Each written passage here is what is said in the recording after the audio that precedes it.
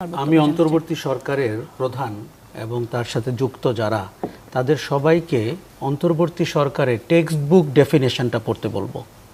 এটা তাদেরকে অনেক উপকার করবে, কেননা টেক্সট বুক ডেফিনেশনে তার আসলে একটা নির্বাচিত সরকারের হাতে ক্ষমতা দেওয়াটাই তার প্রধান কাজ।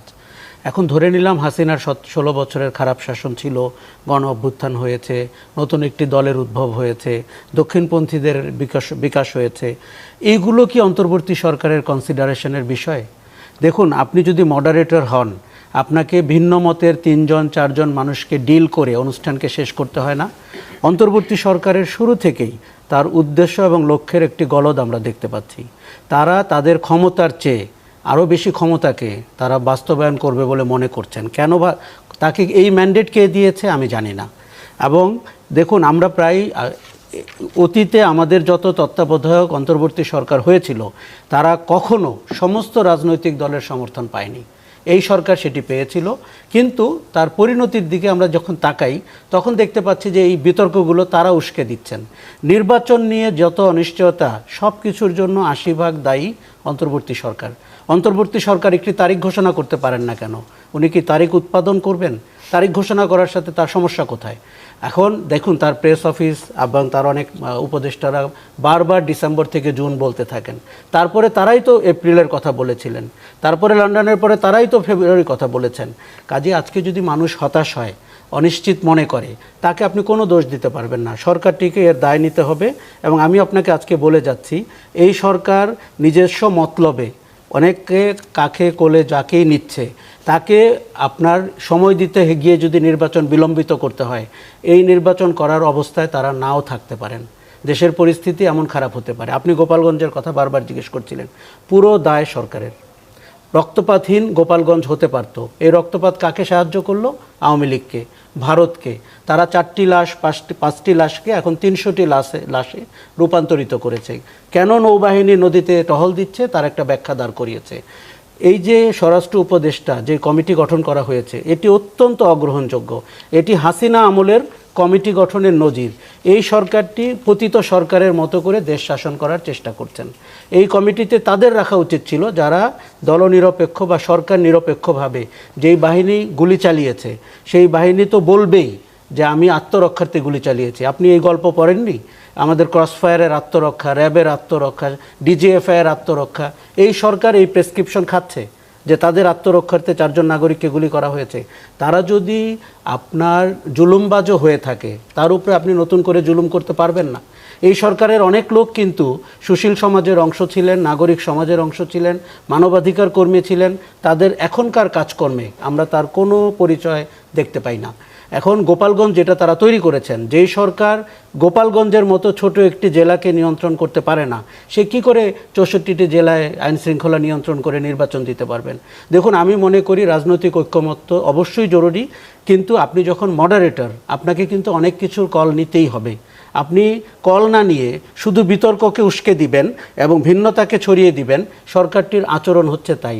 এই যে পিআর পদ্ধতি নিয়ে আপনি পরিষ্কার কেন বলছেন না নির্বাচন কমিশন সংস্কারের কোথাও এটি ছিল না? কাজে সেইখানে কিন্তু বিতর্ক থেমে যাবে।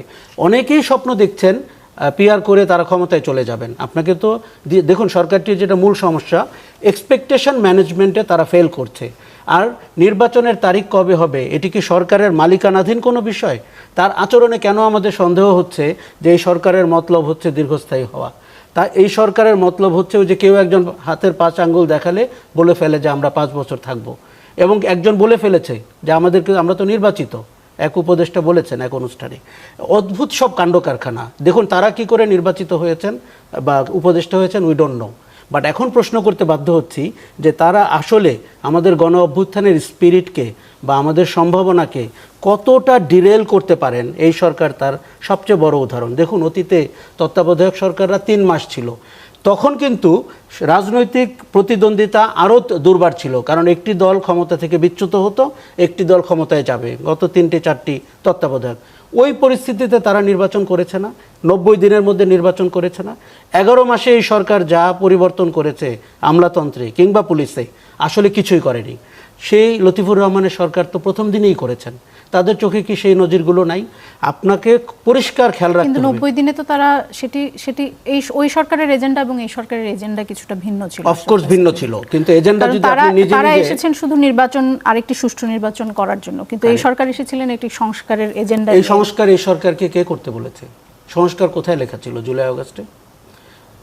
আমি আপনাকে একটা পরিষ্কার কথা বলি, গণঅভ্যুত্থানের পরে এটি তো মানুষের এক্সপেকটেশন। আমরা যদি ইন্টারপ্রেট করি, মানুষের আশা আকাঙ্ক্ষা হচ্ছে একটি গণতান্ত্রিক অধিকারের বাংলাদেশ, আশা আকাঙ্ক্ষা হচ্ছে রাজনৈতিক সংস্কৃতির পরিবর্তন, আশা আকাঙ্ক্ষা হচ্ছে প্রধানমন্ত্রীর অপার ক্ষমতা না থাকা।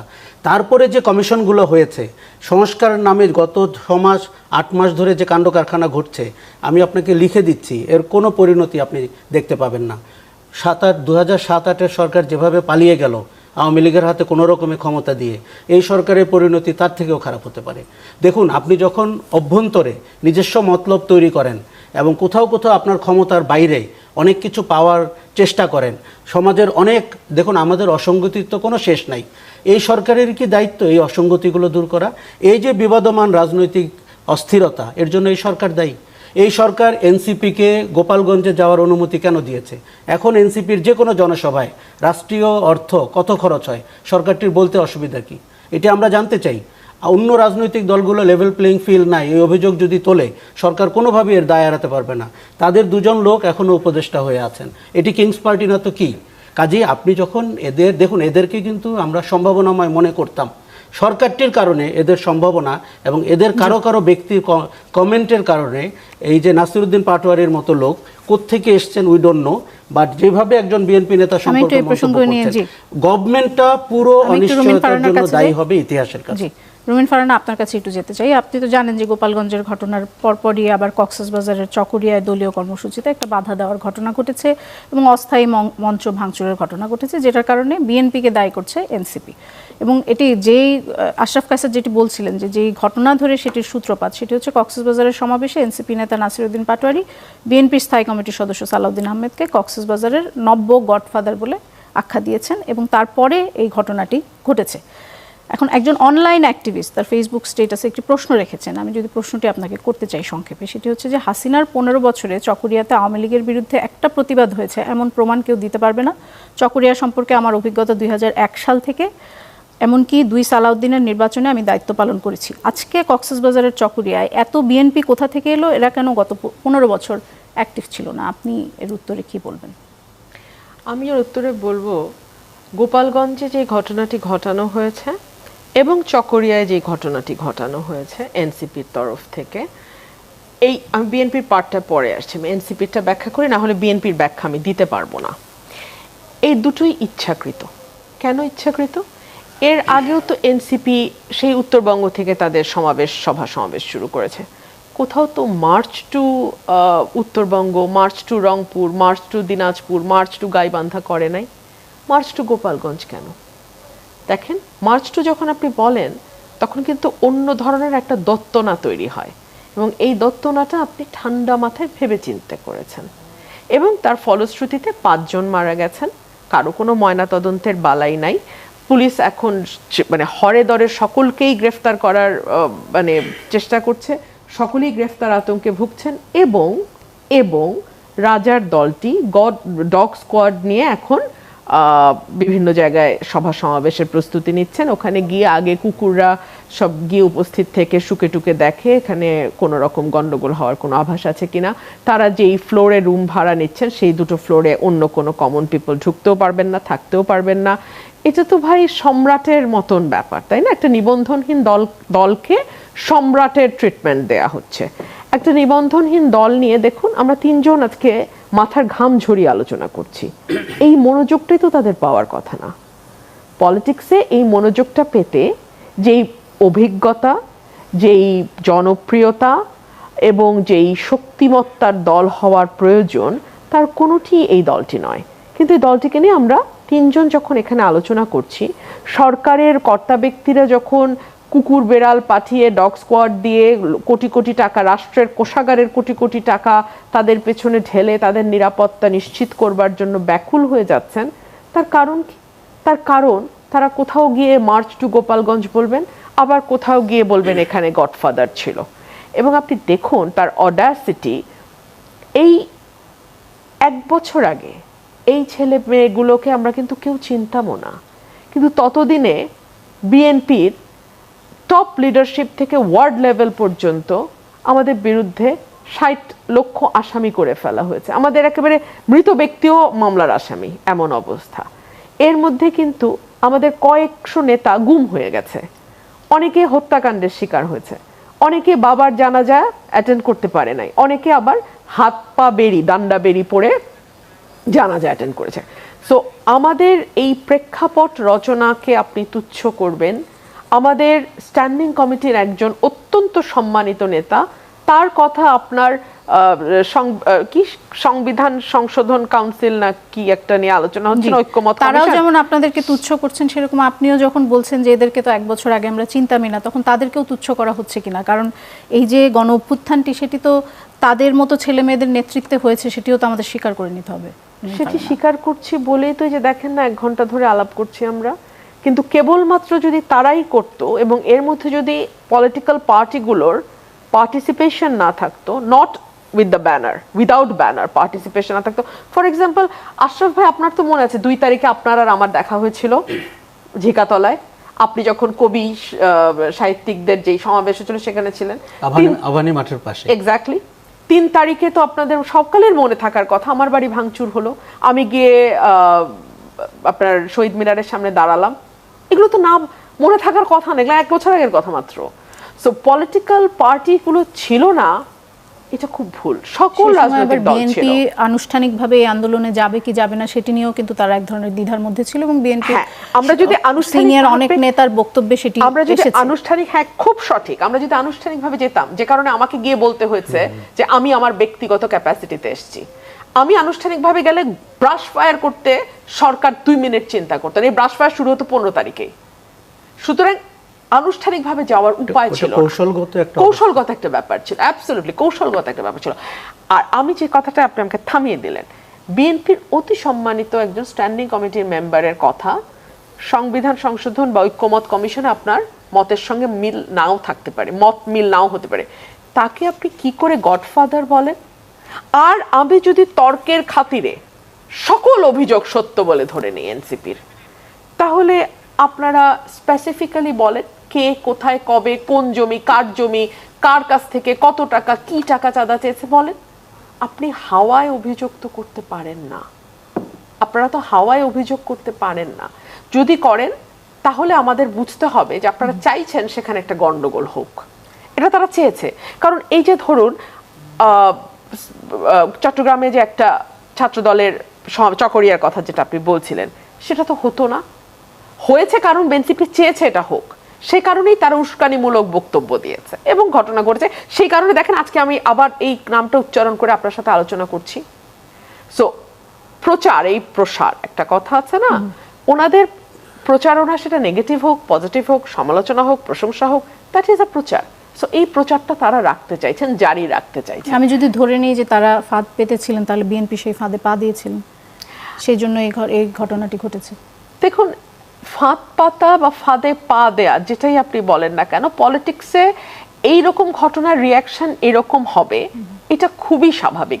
আর বিএনপি যদি পাতা ফাঁদে পা দিত, তাহলে সালাউদ্দিন আহমেদ ভাই তাদের নিরাপদে ওই জায়গা, তার কনস্টিটিউয়েন্সি ক্রস করার যে নিরাপত্তা তিনি তার নেতাকর্মীদেরকে শক্তভাবে নির্দেশ দিয়ে তাদেরকে যে নিরাপত্তা এনশিওর করেছেন, ওই নিরাপদে তারা ওই জায়গা ত্যাগ করতে পারতো না। একেবারে শেষের দিকে আমরা চলে এসেছি, একটা শেষ প্রশ্ন করতে চাই। সেটি বিএনপির যে যুব দলের নেতাকর্মীরা তারা সম্প্রতি একটি স্লোগান দিয়েছেন, আপনি জানেন, জামাত শিবির রাজাকার, এই মুহূর্তে বাংলা ছাড়। আর শনিবার বিএনপি মহাসচিব বলেছেন 1971 হচ্ছে আমাদের মূল কথা, স্বাধীনতা যুদ্ধ আমাদের মূল কথা, এখন কোনো কম্প্রোমাইজ নেই। এই সিদ্ধান্ত এবং অবস্থান বিএনপি কবে থেকে নিয়েছে যদি একটু বলেন? ডে 1 থেকে, বিএনপি জন্মলগ্ন থেকে। বিএনপি প্রতিষ্ঠিতই হয়েছে একজন বীরুত্তমের হাত দিয়ে।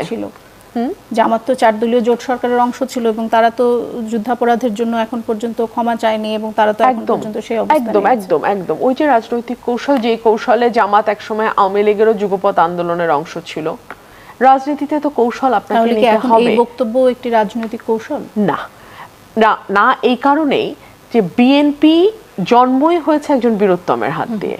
বিএনপিতে যতজন বীরুত্তম, বীর প্রতীক সহ খেতাবপ্রাপ্ত মুক্তিযোদ্ধা আছেন, বাংলাদেশে আর কোনো দলে এত তো দূরের কথা, এর আশপাশেও নাই। সুতরাং বিএনপি মুক্তিযুদ্ধকে ধারণ করা দল, লালন করা দল, এবং আমি মনে করি মুক্তিযুদ্ধের ব্যাপারে শুধু বিএনপি কেন, বিএনপি যেহেতু গণমানুষের রাজনীতি করে, সুতরাং গণমানুষের পালস বুঝে বিএনপিকে পলিটিক্স করতে হবে। এটা উল্টা পথে যাওয়ার আর উপায় নাই, তাহলে পলিটিক্স থাকবে না বিএনপি। তো গণমানুষ মুক্তিযুদ্ধের সাথে আছে। মুক্তিযুদ্ধকে বহুভাবে পলিটিসাইজেশন করার চেষ্টা হয়েছে আওয়ামী লীগের সময়, মানুষ এটাকে ভালোভাবে নেয় না। অসংখ্য ধন্যবাদ জনাব ফয়েজ আহমেদ। একেবারে শেষ প্রশ্ন আমি আপনার কাছে করতে চাই। আশরাফ কাসার বলেছেন যে উনি ওনার মনে হচ্ছে যে এখন নির্বাচন পিছিয়ে যাবে, এবং এটি অনেকের কাছেই মনে হচ্ছে যে হয়তো এই সরকারের আমলেও নির্বাচন হবে কিনা সেটি নিয়েও এক ধরনের অনিশ্চয়তা। 30 সেকেন্ডে যদি বলেন নির্বাচন কবে হবে, আপনাদের আমলে হবে কিনা? আপনাদের তো অনেক অভিজ্ঞ মানুষ, অনেক কিছু মনে করতে পারেন। আমি আনফরচুনেটলি সরকারের ভিতরে মানুষের আমার এই মনে করার ক্ষমতাটা না বন্ধ আছে। আচ্ছা, আমি যা দেখি তার বাইরে কিছু বলতে পারি না। বলেন আমাদেরকে কবে নির্বাচন হবে? ধরুন এই যে আশরাফ কায়সার ভাই বলছেন যে 111-এর সরকারের থেকেও খারাপ পরিণতি এই সরকারের হবে। এটা কেন হবে না জানেন? 111-এর সময় এই কথাটা কেউ বলতে পারে নাই, এখন বলতে পারছে। যাই হোক, অনেক ক্ষোভ, অভিমান নানান জনের নানান কারণে থাকতে পারে। আমি আপনাকে যদি সরকারের প্রস্তুতির জায়গা থেকে বলি বা সরকারের অবস্থানের জায়গা থেকে বলি, নির্বাচন নিয়ে আমি আশরাফ কায়সার ভাইকে আশ্বস্ত করছি, কোনো দুশ্চিন্তা করবেন না, নির্বাচন হবে। ভোটের জন্য প্রস্তুতি নেন। কবে হবে নির্বাচন? ওই যে আবার বলছে না যে আমরা বারবার ডিসেম্বর থেকে জুন কেন বলছি, আমি কিন্তু বলিনি। আমি বলছি যে ডিসেম্বরের মধ্যে তার মানে প্রস্তুতি শেষ করা। নির্বাচন প্রধান উপদেষ্টা যেটি বলেছেন সেটা হচ্ছে আপনার আগামী রমজানের আগে। আগামী রমজানের আগে। অসংখ্য ধন্যবাদ আপনাকে।